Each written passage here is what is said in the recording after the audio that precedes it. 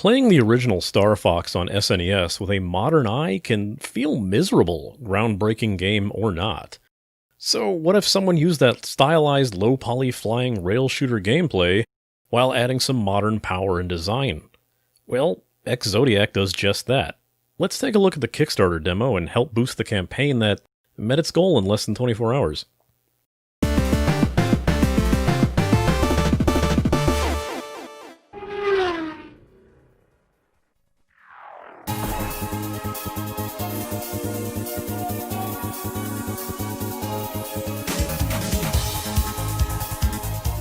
I played the original SNES Star Fox as a new game when I was 12, in case you needed a reminder of how old I am.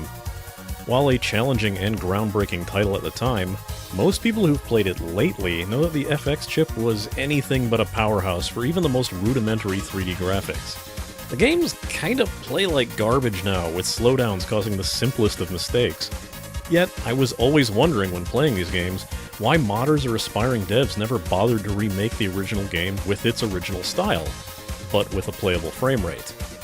Ex-Zodiac does this one better by making an original property with this style, but so familiar to Star Fox fans that you should have no trouble jumping in and knowing how to play.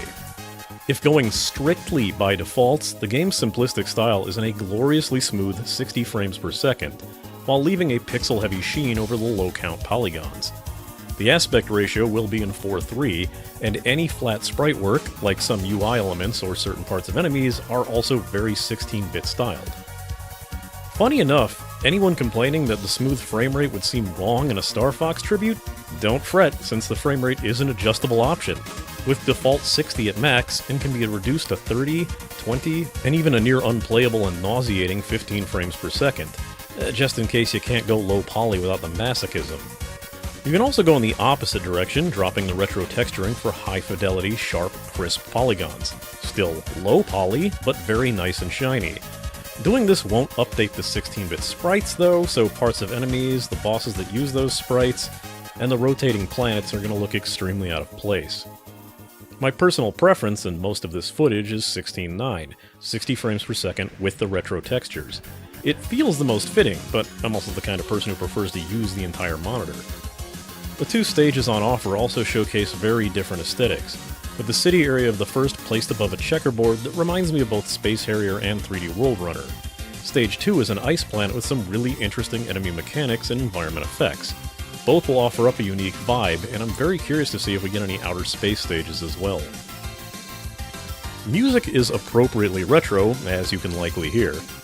It doesn't remind me of anything in Star Fox, but it's very right for the aesthetic and these stages. It's also a lot more upbeat, with higher tones than I would expect in general.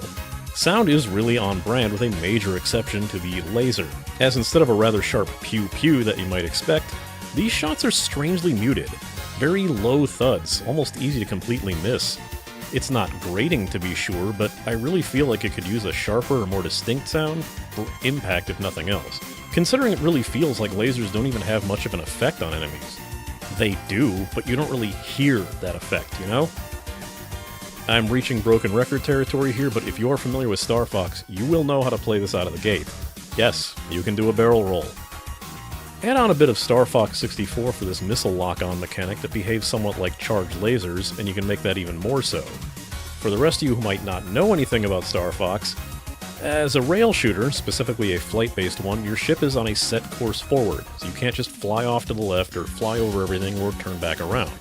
You're able to move in all directions in that path only to maneuver past obstacles or line up shots on enemies. Your goal is to shoot down these enemies, avoid the terrain and enemy fire, while surviving until you reach the boss fight.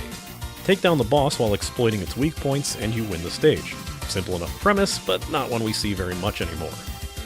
In that, the game's simplicity shines forth, but creating challenging gauntlets and bosses is what sets one of these types of games apart from another.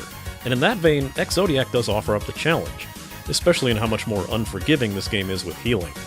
In Star Fox, relying on rings dropped from enemies makes it a bit simpler to make a ton of mistakes. But Ex-Zodiac only has heals in the form of repair pickups specifically dropped from one type of enemy. The only hoop you fly through in stages is a checkpoint, and you don't even get healed from that.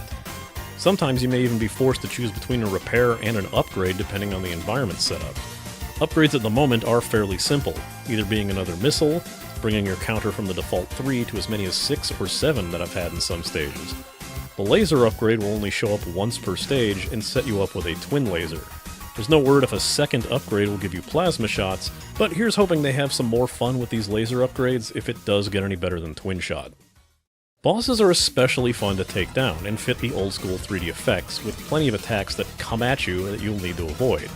And the demo shows off a scorpion mech with saw blade claws that'll cut down bordering wind turbines that you'll have to dodge. And you can shoot off each part of the scorpion until its main core opens. The ice planet had a tunneling snake drill with dozens of sections that you have to destroy, lessening each attack available to it until it uses its final weapon. The snake takes far longer to take down than the scorpion boss with all its sections, but both fights feel great with this proper frame rate.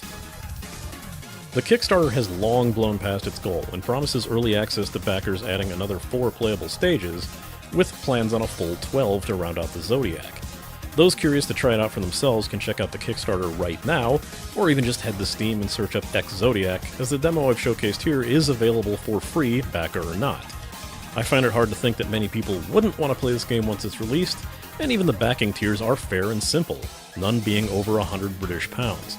And there's no tier or stretch goal that's overpromising anything that would seem to delay the release of the game. I definitely look forward to doing a full review once this is out, and here's to hoping for a speedy, issue-free launch.